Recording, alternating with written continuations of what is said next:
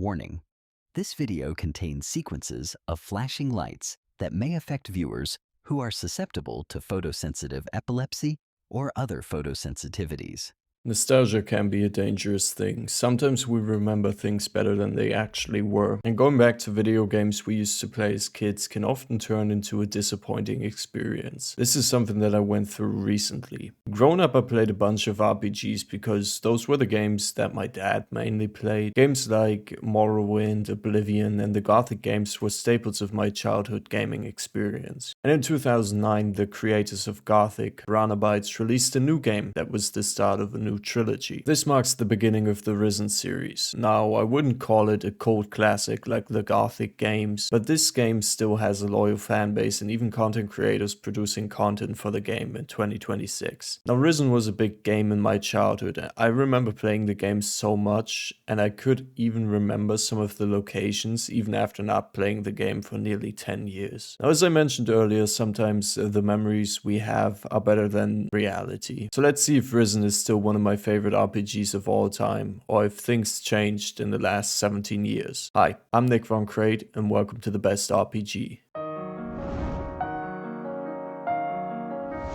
So let's get straight into it. I did not enjoy my time with Risen this time around. Like any game in this series, we played this game without any mods installed, just the basic GOG version of this game. The game also came out in a big year for video games. In 2009 we got games like Batman Arkham Asylum, Assassin's Creed 2, Dragon Age Origins, Demon's Souls, Left 4 Dead 2, Uncharted 2, and Modern Warfare 2. So even back in the day, the game felt outdated by a couple of years compared to the other releases of said year. Sure, some of the other games were made by bigger studios like Activision, Ubisoft, and BioWare, but Piranha Bytes also had the whole Gothic trilogy under their belt at this point. But since little Nicholas wasn't allowed to play any of the other games, Risen was my most played game of the releases, and I had some fond memories of this game before playing it again. So the year is now 2026, and I want to play Risen again to see if I still enjoy it. Since my return to Oblivion made me realize that I don't really enjoy that game as much nowadays, I went into this journey a bit cautious, and as soon as I got into the game, my struggle already started. So I booted the game up, and the voice acting in this game is so quiet that you don't understand what anyone is saying. Are you okay?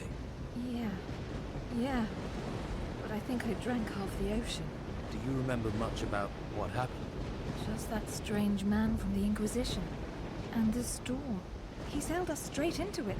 And then he vanished. The ship must have capsized and we got washed ashore. Looks like the poor devils over there weren't as lucky as us. Any idea where we are? No. Maybe it's another island. We should get off this beach. This wreckage could draw looters and they don't like survivors. We're going to need a weapon. Do you think you could have a look around? See if the tide washed up something we can use? A club, a branch. Anything is better than nothing, right?